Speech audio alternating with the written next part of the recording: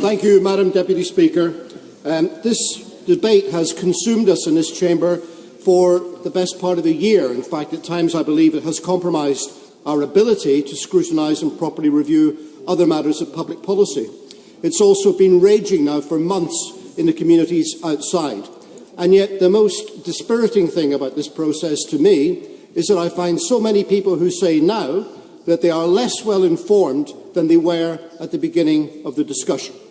And I think the reason for that is all to do with the manner in which the debate has been conducted.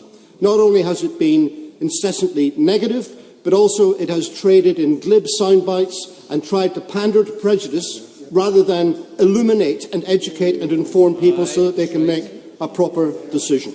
So I hope in the limited time available to me to explode some of those worst myths and misrepresentations that have been put about. And the first is to do with this question of sovereignty.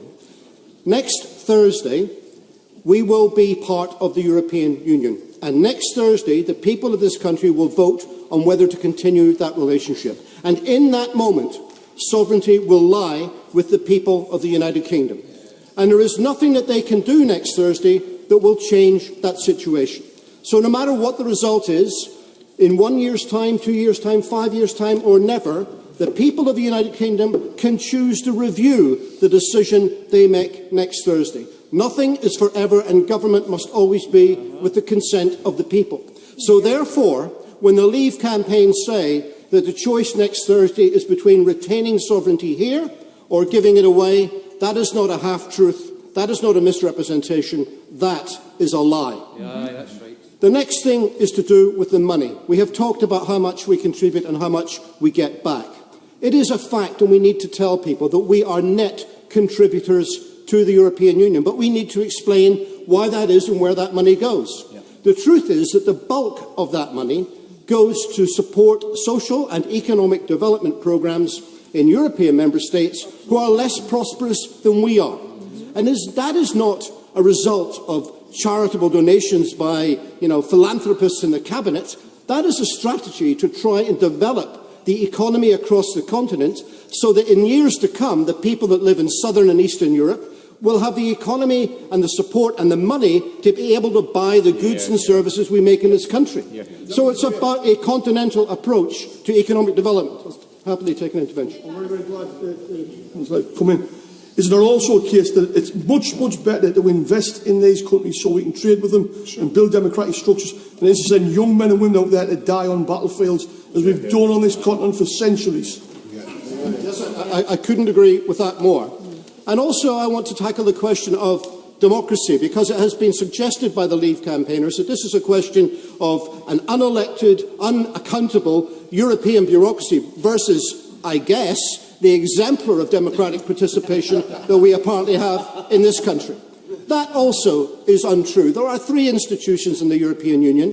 One, the Parliament, directly elected by the people. The Council of Ministers, composed of elected ministers from the national governments. And a third, which is made up of appointed commissioners, but appointed by elected national governments. So when they say the European Union is undemocratic, that is also not a mistruth. That is a lie.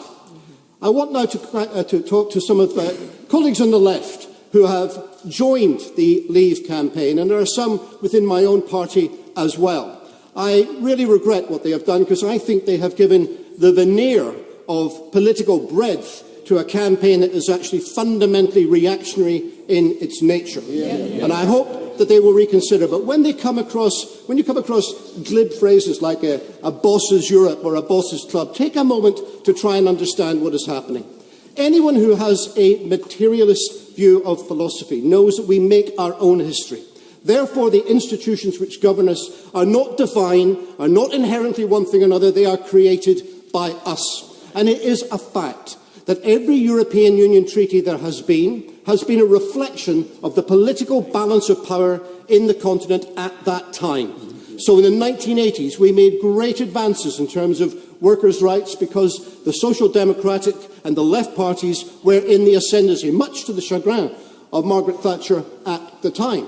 In recent years, that has not been the case, and some treaties have been more pro-corporate. But that is because, my friends, the left is not in the ascendancy in Europe. And what we need to do is those who believe in a progressive Europe is to link up, as the Shadow Chancellor said earlier, with other forces across the continent and explain that a different form of Europe is possible. I believe that we can do that.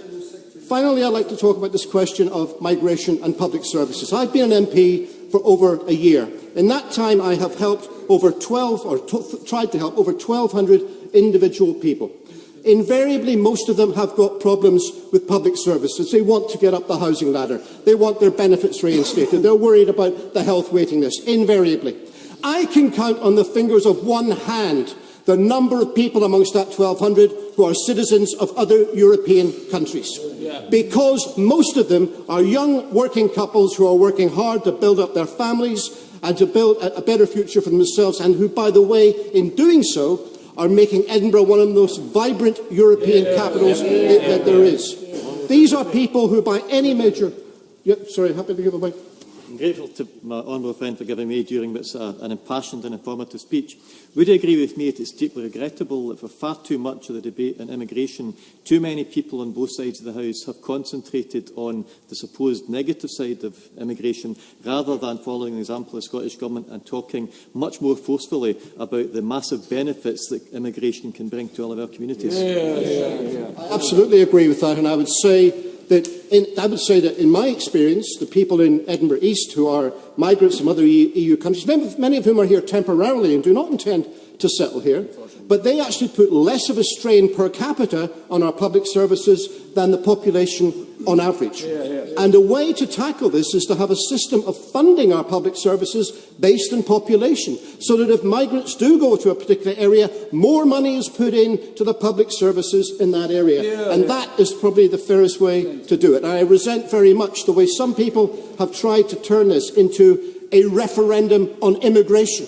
That is what it has become in some places, and I find that not only distasteful but disreputable. So I say to the people who may be seduced by those arguments, when you see ruthless right-wing employers who would, if they could, pay their workers nothing, complain about low pay, don't believe them. And when you see right-wing politicians waxing lyrical about an NHS that they have made their career trying to underfund and destroy, do not believe them. Do not be seduced by this right-wing reactionary rhetoric and vote to remain next Thursday.